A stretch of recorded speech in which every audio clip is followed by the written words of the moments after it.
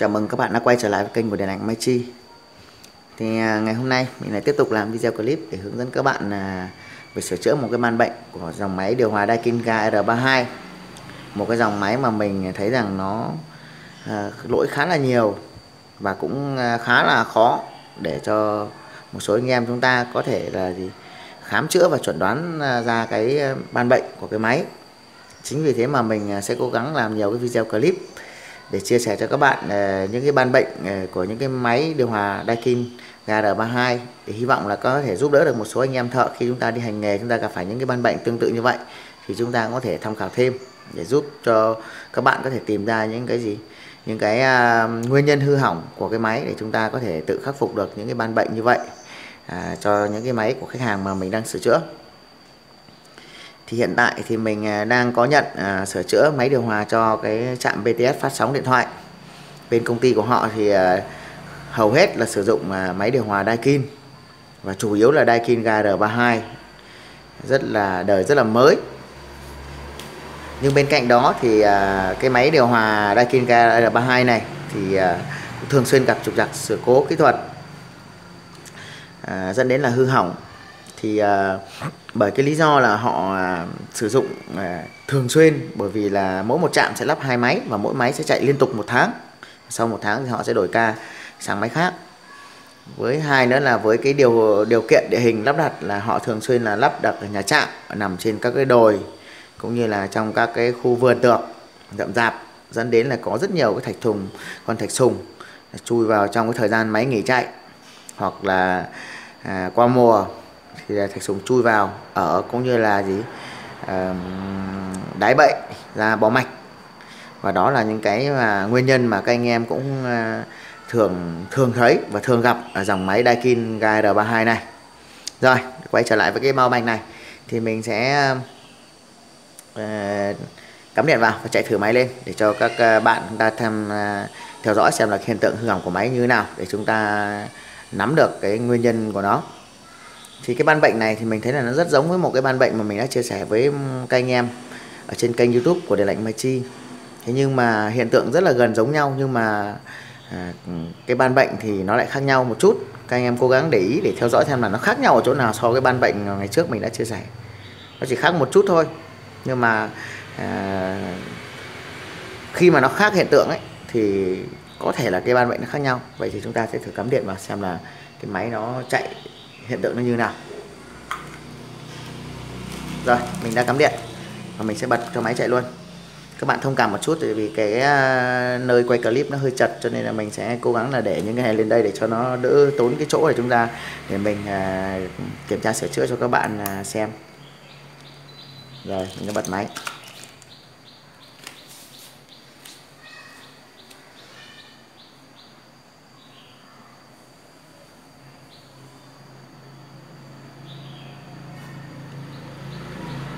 Bọc công suất đã chớp đèn.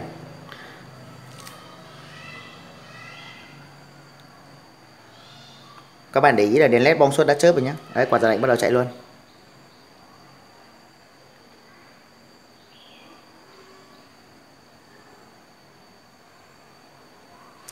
Đèn led bong suất đã chớp như này thì chúng ta có thể khẳng định được hai yếu tố.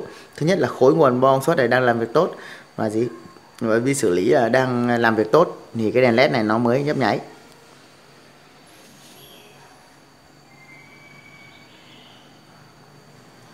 Rồi, chúng ta kiên nhẫn chờ đợi một chút để xem là máy nó gặp hiện tượng như nào.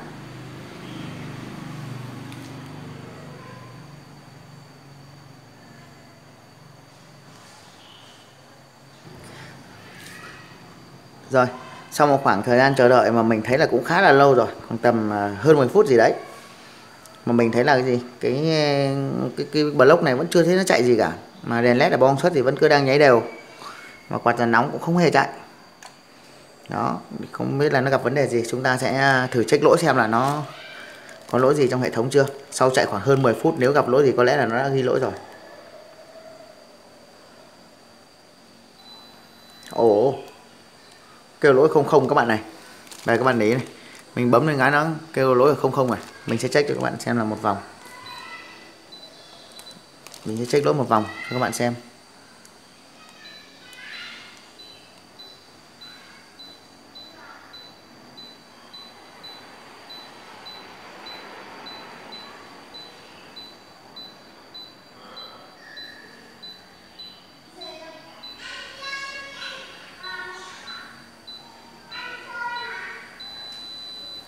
các bạn thấy là nó kêu lỗi kêu bíp ở 00. Như vậy là trong hệ thống không có lỗi gì, mà máy thì lại gì, không chạy, lốc không chạy, quạt dàn nóng không chạy, mà lại gì, check lỗi lại 00, kêu 00, không có lỗi gì. Đây chính là một cái nhược điểm mà mình thấy rằng là ở cái dòng máy Daikin GR32 này rất là khó chịu. Đó là khi mà máy không chạy được thì các bạn để ý này, các bạn để ý là con rơ le gì, con le của cái bo mặt lạnh thi thoảng lại một lúc lại thấy đóng tạch một cái, xong lại thôi. Đó, các bạn chú ý lắng nghe rõ là cái rơ le của cái bo mặt lạnh thi thoảng lại lâu lâu lại đóng tạch một cái, xong lại thôi. Rồi quay trở lại, mình đang nói dở cái nhược điểm của cái dòng máy này. Dòng máy Daikin GR2 này thì có một cái nhược điểm mà mình thấy là rất là khó chịu, đó là khi mà máy không chạy được thì nó cũng không báo lỗi gì, làm cho một số anh em thợ rất là khó khăn để mà xác định được cái nguyên nhân hư hỏng bắt nguồn từ đâu, không biết phải lần mò bắt đầu từ chỗ nào, giống như kiểu là ngựa mất phương hướng, không biết là chúng ta nên đi từ đâu và bắt đầu từ chỗ nào. Rồi thế thì quay trở lại cái mạch này thì mình sẽ các bạn sẽ nhận định là như này, mình sẽ chia sẻ cho các bạn là cách nhận định này. Khi mà các bạn thấy là gì, lốc chưa chạy, quạt dàn nóng chưa chạy, và đương nhiên để mà nếu mà máy chạy tốt thì quạt dàn nóng này phải chạy trước rồi mới đến lượt lốc chạy trước. Và các bạn theo như các clip trước các bạn chia sẻ là mình chia sẻ thì các bạn sẽ thấy là gì, trước khi máy chuẩn bị mà chạy thì cái gì, cái van tiết lưu này nó phải điều khiển khép lại đầu tiên nhá. Đầu tiên nó gì, nó mở ra hết cỡ, sau đó gì, trước khi cái máy block này cho block này chạy thì nó sẽ điều khiển cái này khép nhỏ lại. Đấy, rồi sau đó mới đến lượt gì, cái quạt dàn nóng này chạy, rồi đến lượt cái lốc này chạy. Đây là trình tự làm việc của nó. Vậy ở đây các bạn thấy là gì, van tiết lưu chưa chạy này, quạt dàn nóng chưa chạy, block chưa chạy. Vậy việc đầu tiên chúng ta phải nghĩ đến đó là tín hiệu giao tiếp. Chúng ta sẽ đo thử tín hiệu giao tiếp của máy. Rồi, mình sẽ để cái đồng hồ đây cho các bạn nhìn. Chúng ta sẽ đo tín hiệu giao tiếp của máy ở chân 23 thang 50V DC. Rồi, các bạn thấy là gì? Ở đây mất tín hiệu giao tiếp. Mà lẽ ra tất cả các máy, đặc biệt là Daikin, những cái đời trước, đời K22 hoặc K410, các bạn thấy là gì? Nếu như mất giao tiếp như thế này thì chúng ta check lỗi chắc chắn là sẽ có lỗi U4 rồi. Vậy tại sao K32 mất giao tiếp như này mà chúng ta check lỗi lại là gì? 00. Đó chính là một cái nhược điểm mà mình thấy là cái dòng K32 đỡ Daikin này hết sức là làm khó khăn cho các anh em chúng ta có phương án chuẩn đoán và sửa chữa. Thế thì mình phân tích một chút như thế này. Các bạn thấy là máy vẫn đang chạy. Đấy, máy vẫn cứ đang chạy như này. Đèn led của bong suất thì cứ chớp, mà khối cục nóng thì im bặt. Đó. Thì theo mình chia sẻ ở các clip trước ấy, thì có thể là trong cái tình huống này một số bạn sẽ nghĩ là gì, chúng ta bị đứt cái dây điện. Lỗi mất giao tiếp này là đứt cái dây điện. Đấy. Thế nhưng mà các bạn nhìn lại một chút thì các bạn thấy rằng gì, cái chân 12 này chắc chắn không thể đứt. Bỏ chân 12 này mà đứt thì gì, nếu chúng ta có cấp nguồn ở cái bo cục mặt lạnh hay là cấp nguồn ở bo cục nóng mà chân 12 này mà đứt thì chắc chắn hai khối này sẽ không có nguồn. Nếu chân 12 này mà đứt thì cái khối kể cả bo mặt lạnh hay là bo cục nóng đều không có nguồn. Thì các bạn thấy là bo mặt lạnh quạt lạnh đang chạy và bo nóng thì cái đèn led đang chớp. Đó, như vậy chắc chắn là dây 12 không đứt rồi. Vậy thì đứt cái dây 3 này thì sao? Theo các bạn là nếu đứt dây 3 này thì sao? Cái dây 3 này không thể đứt các bạn nhé. Bởi vì như này, cái dây 3 này mà đứt thì cái bo dàn lạnh này nó sẽ không thể kích mồi cái điện áp 220 ra để cho cái khối nguồn của bo công suất này làm việc để có cái đèn led nó nhấp nháy ở đây được. Đấy, cái đèn led đã nhấp nháy ở đây chứng tỏ là gì? Cái khối nguồn ở bo công suất này đang làm việc bình thường và IC xử lý đang chạy được bình thường. Đấy, thế mà để có được hai điều này thì cái dây số 3 này gì? Phải ok các bạn nhé. Như hôm trước mình đã chia sẻ một cái video clip của các bạn rồi, là cái cách làm việc của nó là nó sẽ kích mồi cái điện áp 220 vào chân số 3 này để gì? Để chạy qua dơ le này, qua điện chởm rồi vào cái tụ lọc này để sinh nguồn 300V để cho cái khối nguồn làm việc. Như vậy thì chúng ta sẽ loại trừ luôn là trong trường hợp này là dây dựa không thể đứt được. Chứ mình không kể đến là gì? Đây là dây mình hăng thử máy hàng ngày. Đó. Các bạn phân tích là thấy là như thế, là chắc chắn là gì? Cái dây số 3 này không thể đứt, vì đứt sẽ không bao giờ có nguồn để kích mồi để cho cái khối nguồn này có điện áp làm việc, có đèn led nhấp nháy như này. Rồi. Vậy chúng ta xác định bệnh ở đây là gì? mất tín hiệu giao tiếp các bạn nhé, mất tín hiệu giao tiếp. Rồi mình đo lại một lần nữa cho các bạn xem. Chúng ta đo vào đây là gì? Chân 23 là gì? Không có điện áp giao tiếp. Vậy căn bệnh chúng ta xác định đây là mất giao tiếp. Vậy trước khi chúng ta tháo cái bo mạch này ra thì chúng ta sẽ đo nhanh cái điện áp của cấp của cái điện áp mà nó trong cái bo cục nóng này, nó cấp cho cái khối gì? Khối giao tiếp thì nó đã có điện áp 55V chưa? Chúng ta sẽ đo chân mát. Chân mát thì các bạn có thể đo ở chân GND bất cứ chỗ nào cũng được. Chúng ta sẽ đo. Các bạn sẽ đo điện áp giao tiếp. Đây, mình đo chân 12V này cho các bạn xem này. Đây nhá. Mình sẽ đo điện áp 12V tại vị trí đánh dấu ở đây cho các bạn xem là gì? Điện áp 12V đã có. Vậy chúng ta sẽ đo nhanh cái điện áp giao tiếp ở đâu? Cái đồng hồ chặt quá. Chúng ta sẽ đo cái điện áp giao tiếp ở tại đầu con diode D154 này. Con diode có ký hiệu là D154 này các bạn nhé. Đây là cái con diode mà sẽ nắn điện để cấp vào, lọc vào cái con tụ này, lọc vào con tụ hóa này để cấp cho khối giao tiếp các bạn nhé. Chúng ta khi bệnh về mất giao tiếp chúng ta sẽ phải đo cái điện áp của cái khối giao tiếp xem là nó đã có điện áp để cấp cho khối giao tiếp chưa. Rồi chúng ta sẽ đo vào đây. Rồi các bạn thấy là nó được bao nhiêu vôn đây? 7V này. Chúng ta hạ thang 10V xem là bao V. Được có 3V. Các bạn thấy này, điện áp của khối giao tiếp này 55V mà còn có 3V. Vậy thì giao tiếp cái nỗi gì? Rồi, như vậy là chúng ta xác định là gì? Ban bệnh hư hỏng của máy này là gì? Mất giao tiếp. Đấy, giơ le lại, các bạn thấy là giơ le lại đóng cạch một cái. Mất giao tiếp và hiện tại là gì? Không có nguồn cấp cho khối giao tiếp ở đây. Rồi, mình sẽ rút điện máy ra.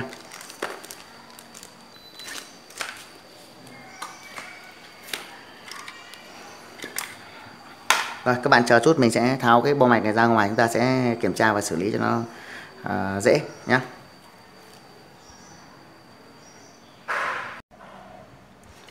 Rồi, mình đã tháo được cái bo mạch ra ngoài như thế này rồi. Thế thì để mà sửa cái căn bệnh về cái bệnh về liên quan đến giao tiếp như này thì chúng ta không cần phải cắm quạt giật nóng, cũng như là không cần phải cắm lốc. Chúng ta không cần cắm bằng thiên lưu để cho nó sửa chữa cho nó dễ đỡ vướng. Thế còn cái sensor để các bạn thì các bạn cắm cũng được, không cắm cũng được. Thế thì mình sẽ giới thiệu cho các bạn về cái giao tiếp của cái loa Daikin GR32 thì nó gồm có những cái linh kiện gì tham gia trong cái mạch giao tiếp như này. Đây, mình sẽ giới thiệu cho các bạn là khi mà cái bo mặt lạnh ấy, có điện áp kích ngồi từ cái dây đen này sang cái dây đỏ này thì lập tức là gì? Cái điện 220 này sẽ đi qua cái tiếp điểm của cái dơ le MR30 này, đi qua điện trở, đi qua cái con điện trở xứ R191 này. Đó, rồi qua cái diode này, diode D401 sẽ tạo ra cái điện áp 300V nắn lọc ở cái tụ điện này, tụ điện hóa này. Rồi cái điện áp 300V này sẽ cấp cho cái khối nguồn này làm việc, sinh ra các nguồn nuôi cho vi xử lý.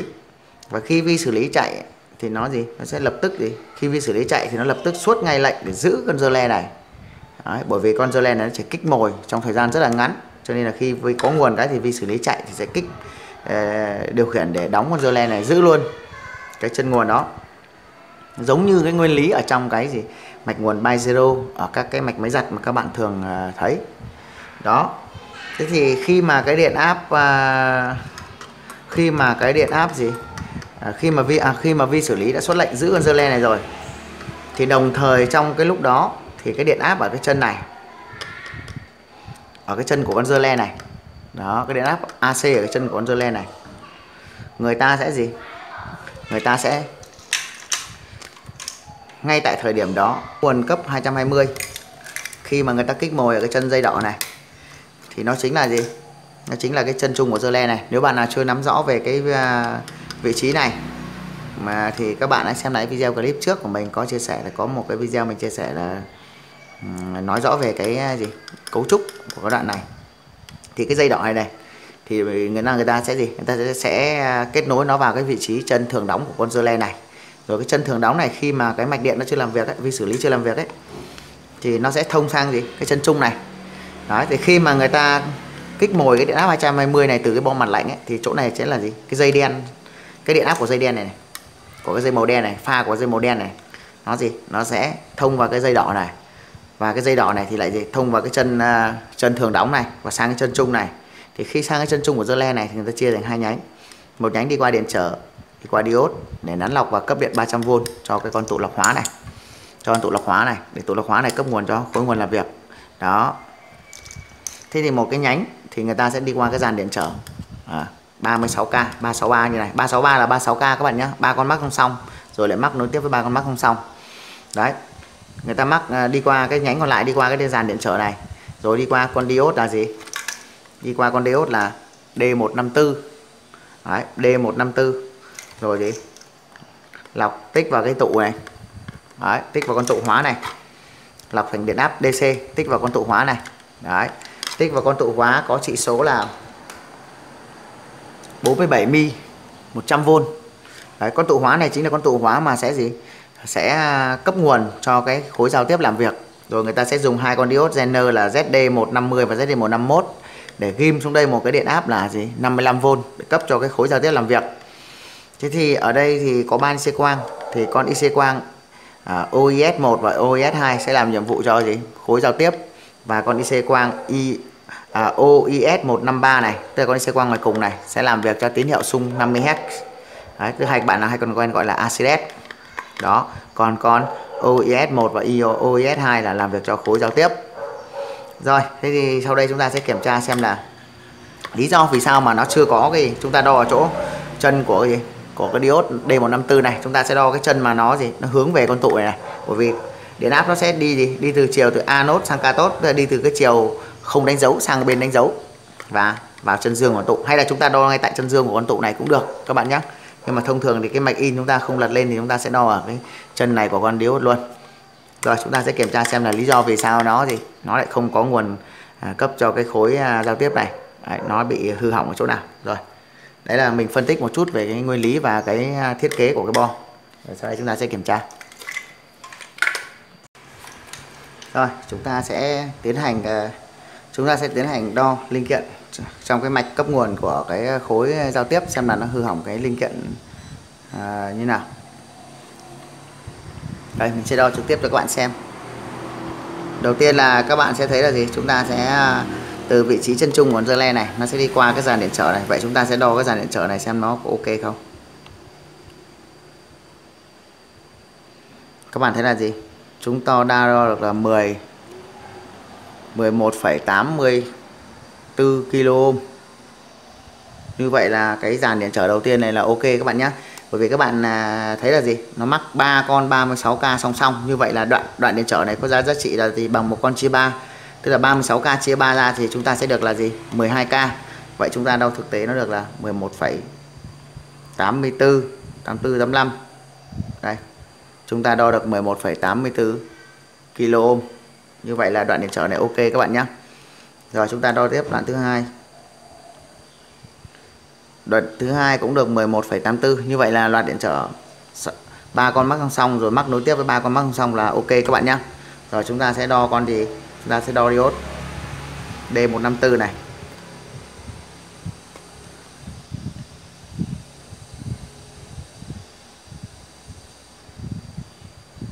Không phẩy mấy đây, 0,2 0,3 ohm các bạn nhé. Ồ, chúng ta sẽ đo gì, đo chiều ngược lại của nó xem nào.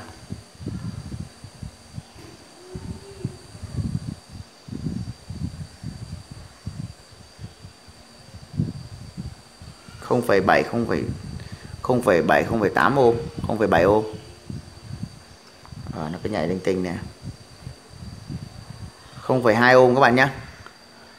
Như vậy là con diode này gặp vấn đề rồi đấy các bạn ạ. Rồi ta sẽ đo bằng đồng hồ cơ xem nào. Ở đây mình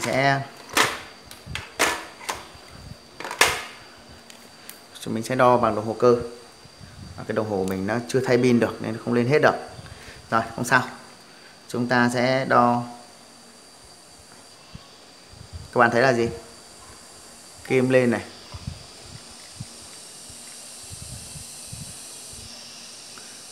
Kim cũng lên luôn. Rồi, như vậy con diode D154 này gì? Bị rò đấy các bạn ạ. Rồi, chúng ta sẽ nhấc nó ra ngoài và kiểm tra lại, rồi chúng ta sẽ nếu nó hư hỏng chúng ta sẽ thay thế.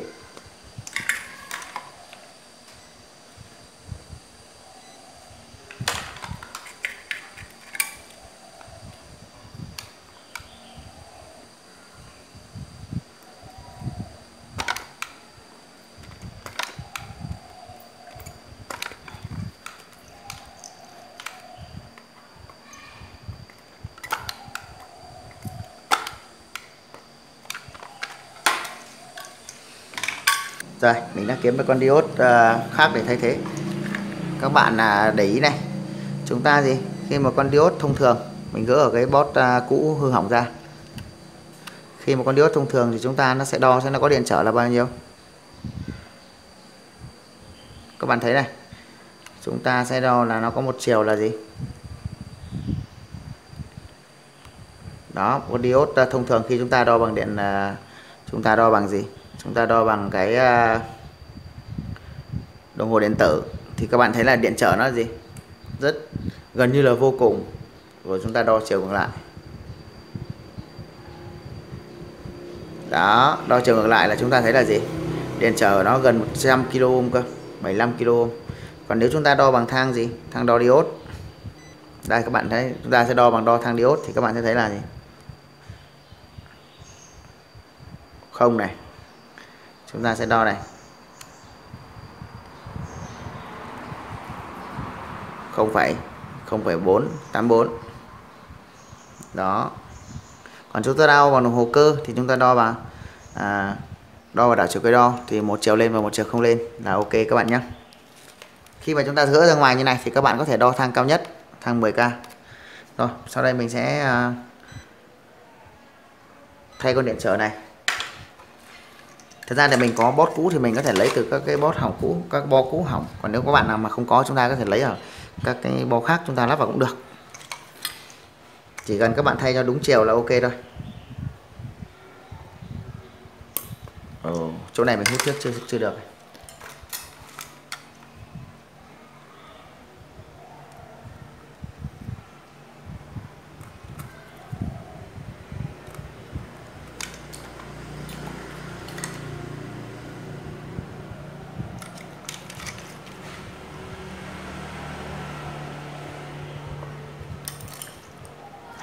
Đây.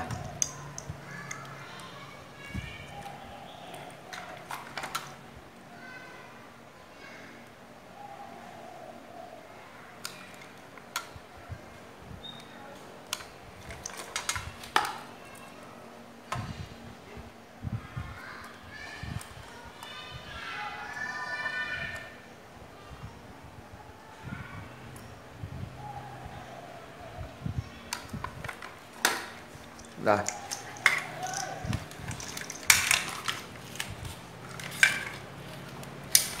Sau đây chúng ta sẽ cấp điện vào để thử xem là nó đã có điện áp cấp cho khối giao tiếp đây chưa, và nó có tí là giao tiếp chưa. Nếu nó ok thì chúng ta sẽ đóng đầy đủ vào và chúng ta sẽ thử xem máy. Còn bây giờ khi mà thử cái bệnh về giao tiếp ấy, thì các bạn không cần cắm cái cuộn cell này cũng được, tại vì cuộn cell này nó chỉ làm việc cấp khối nguồn 300V cho cái cầu nã có cấp điện cấp cái nguồn AC cho cái cầu nắn điện 300V cho khối công suất thôi. Thế còn mọi thứ khác là chúng ta chưa cần. Rồi. Mình sẽ tiến hành đo cái điện áp.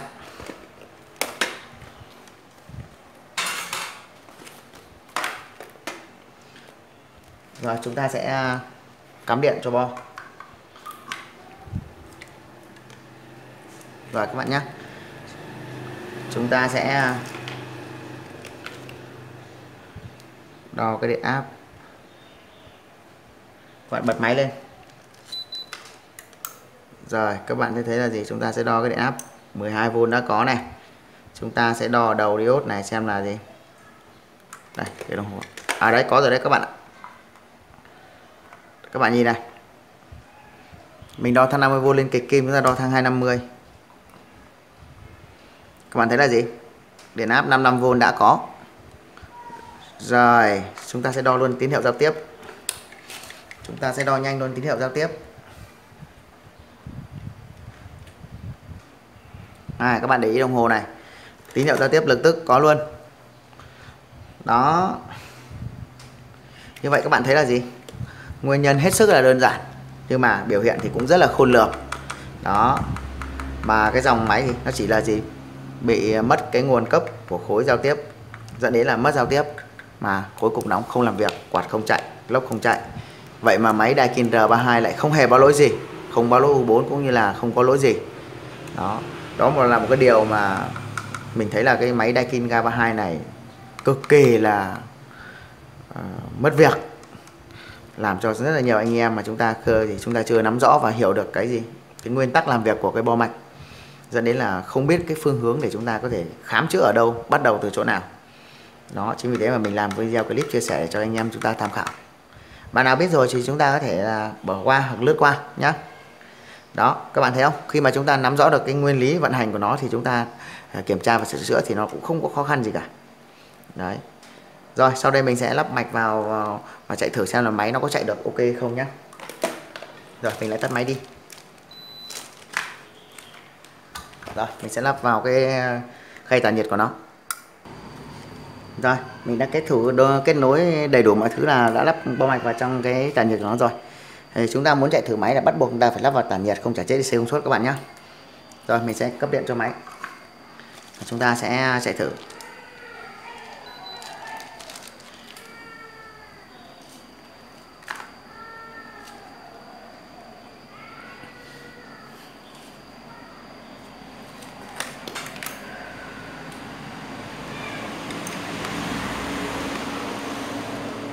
Rồi, chúng ta sẽ đo giao tiếp xem là nó. Đấy. Các bạn thấy này, cái gì? Van tiết lưu mở ra hết cỡ luôn này. Đấy. Khi chúng ta mới bật máy này phát là van tiết lưu đã gì? Mạch điện điều khiển van tiết lưu mở ra hết cỡ.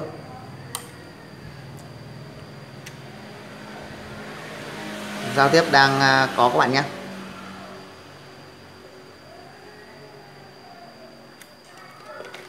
Rồi, chúng ta sẽ kiên nhẫn chờ đợi xem máy có block máy có chạy được không, và có gặp vấn đề trục trặc kỹ thuật gì nữa không. Nếu nó gặp trục trặc, chúng ta sẽ tiến hành kiểm tra và sửa chữa tiếp. Nhưng theo kinh nghiệm của mình thì cái máy nào nó bị hư hỏng thì thông thường nó sẽ hư hỏng một ban bệnh của nó thôi, chứ nó thường không hỏng lây lan ra nhiều, trừ một số tình huống ví dụ như là thạch sùng chui vào cháy nổ khá là mạnh thì có thể nó sẽ lây lan.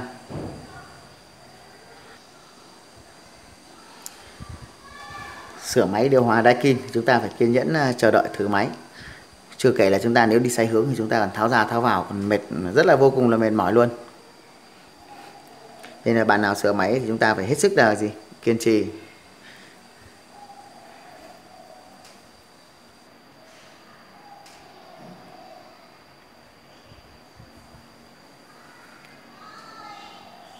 Các bạn để ý này, van tiết lưu chạy, quạt chạy, vậy là chắc chắn lốc sẽ chạy đấy. Van tiết lưu nó khép lại này, quạt chạy rồi này, vậy chắc chắn là lốc sẽ chạy. Đó, chạy luôn, vừa nói bung mồm chạy luôn.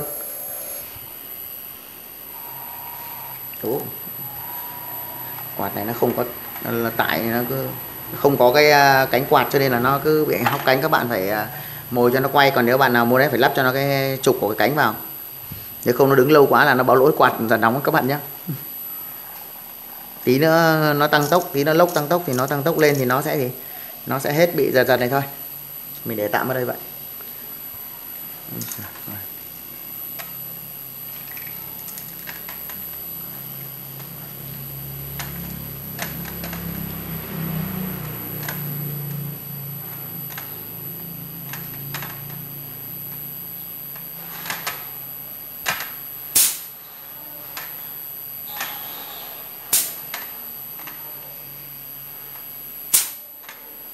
Chúng ta đợi một chút xem nó có tăng tua lên không.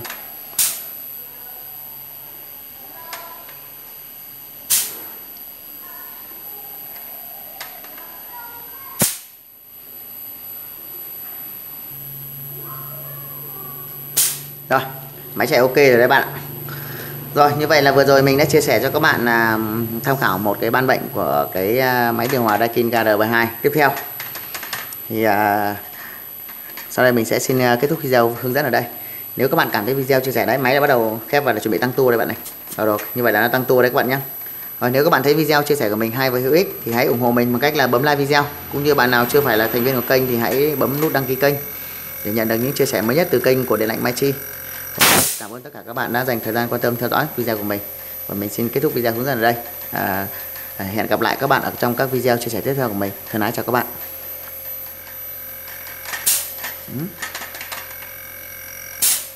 Rồi.